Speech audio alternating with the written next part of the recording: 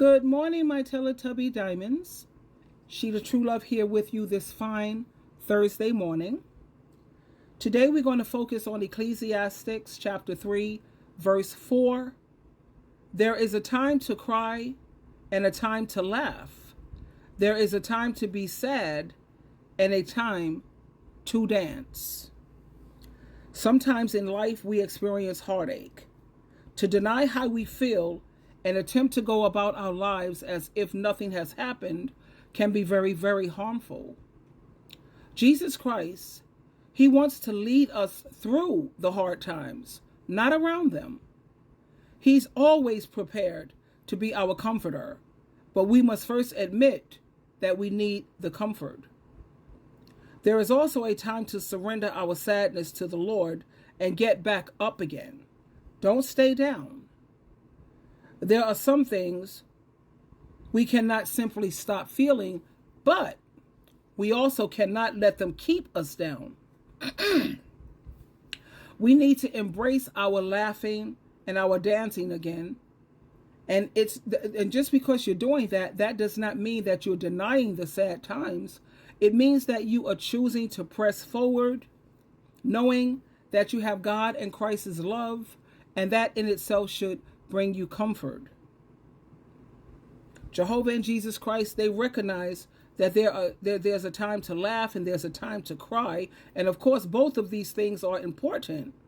And let's remember that Jesus Christ himself, he had cried and he laughed. So what we need to do is we have to go to Jehovah in prayer and talk to Jesus Christ and ask them to give us the courage to benefit from both paths when it's time, and to lead us through them by means of their love. So ask yourself, do you struggle with transitioning between sadness and feeling happy again? And have you asked Jehovah God and Jesus Christ to guide you? That's something for you to consider. And now we're going to move on to your power thought for today. This is Audible. Hachette Audio presents. Okay, I'm sorry about that. Here we go. Tighten the belt of truth around your loins, and having put on the breastplate of integrity and of moral rectitude and right standing with God. Ephesians 6:14. Integrity is vitally important to our walk with God. People with integrity take responsibility for their actions. They keep their commitments instead of making excuses for not keeping them. They do what they tell people they are going to do. And if for some reason they absolutely cannot, then they contact the person, give an explanation, not an excuse, and ask to be released from the commitment. We expect God to keep His promises, and He expects us to keep ours. If people truly understood what the word integrity means, we would hopefully have more people in the world with good character, trying to keep their integrity. Since God has given us the breastplate of integrity, we know we are to do battle against the enemy of deceit. Let us all choose to do right and trust God to honor our decisions. Power thought. I am committed to living a life of integrity. I always keep my word. I found this to be very powerful when it comes to keeping the commitments that you make. You know, I really, going forward, I don't like to make commitments because a lot of the times I'm just functioning on only 3 hours of sleep.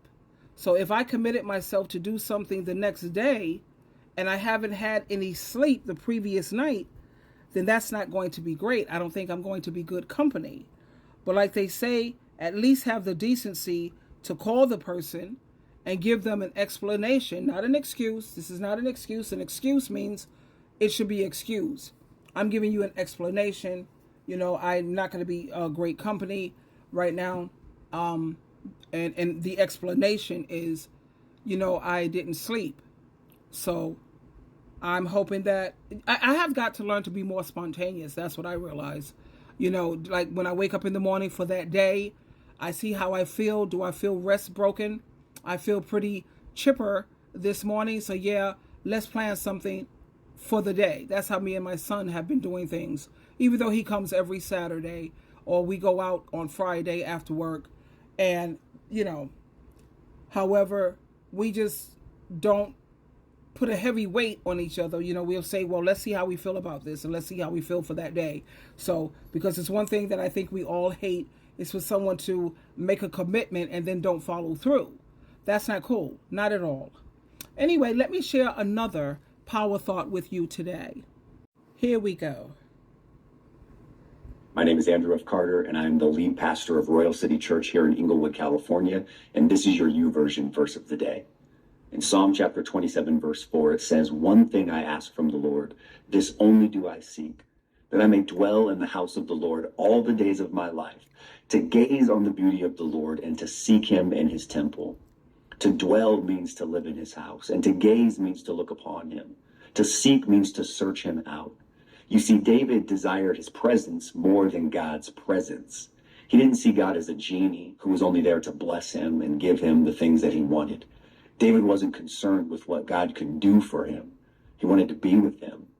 In your own life, ask yourself these questions. Are you impressed with God's presence?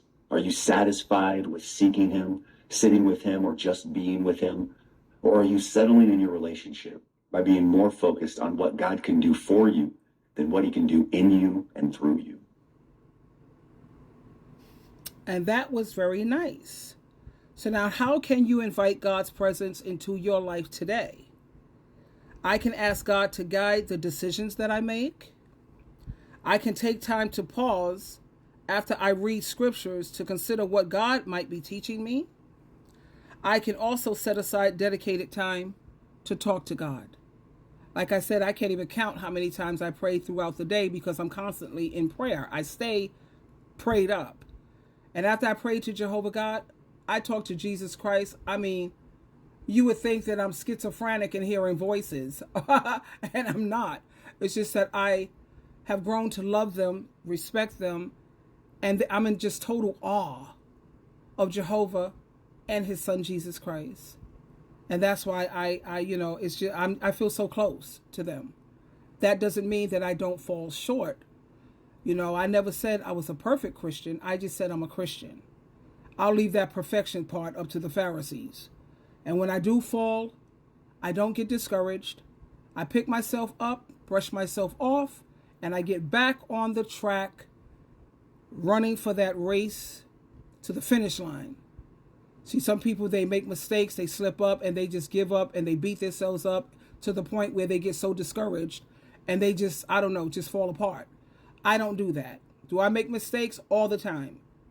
But I try not to make a practice. You see, Jehovah God and Jesus Christ don't frown on you making mistakes, but they do frown on you practicing it. So I pick myself up and I say I'm going to do better tomorrow than I did today. Like this morning I woke up, I said I'm going to do better today than I did yesterday. And then I just do better.